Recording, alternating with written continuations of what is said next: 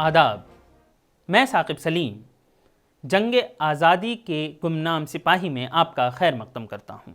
1757 और 1764 में बादशाह और नवाब की फ़ौजों के हार जाने के बाद अंग्रेज़ों की मुखालफत का ज़िम्मा आम हिंदुस्तानियों ने अपने कांधे पर उठा लिया था।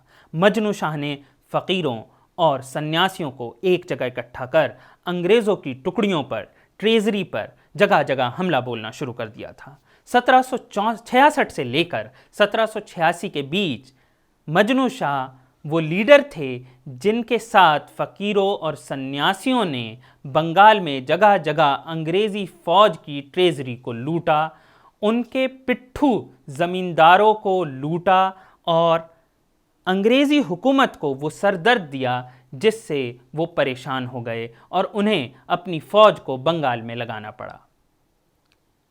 अंग्रेज़ी हुक्मरान ये लिखते हैं, जगह जगह ये लिखते हैं कि किस तरीके से 2000 से 3000 फ़कीर और सन्यासी, जिसमें हिंदू और मुसलमान सब साथ होते थे, रॉकेट, बंदूकें और तलवारें लेकर मजनू शाह के साथ चला करते थे और अचानक से हमला कर देते थे।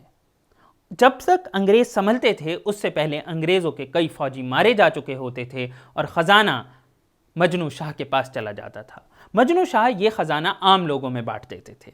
ये वो वक्त भी था जब 1770 में अंग्रेज़ी पॉलिसियों की वजह से ऐसा कहत यानी कि ऐसा अकाल, ऐसा सूखा पड़ा था कि 1/3 आबादी बंगाल की हलाक हो गई थी। आप सोच सकते हैं 1/3 आबादी बंगाल की हलाक हो गई थी। मजनू शाह ऐसे में अंग्रेज़ों के ख़िलाफ़ बगावत का चेहरा थे।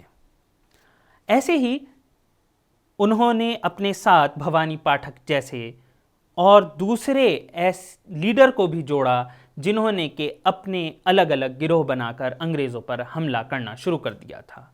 बंगाल में, बिहार में और उड़ीसा में मजनू शाह के नाम का डंका बज रहा था। अंग्रेज़ डरे हुए थे।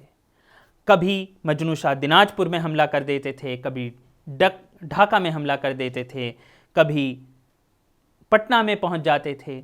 अंग्रेज़ परेशान थे और इसमें सबसे ख़ास बात क्या थी? बंगाल में लीडर बनने वाला ये आदमी बंगाली नहीं था, ये कानपुर का रहने वाला था।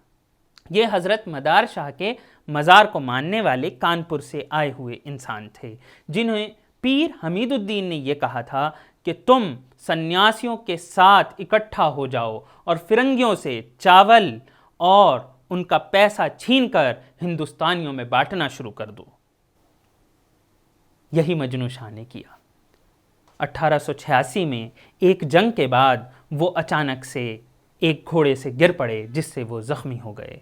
उन्हें कानपुर ले जाया गया जहाँ पर मदार शाह के मज़ार पर ही उन्होंने दम तोड़ दिया। यहीं पर आज भी उनका मज़ार है और उनका सालाना उर्स होता है। शुक्रिया।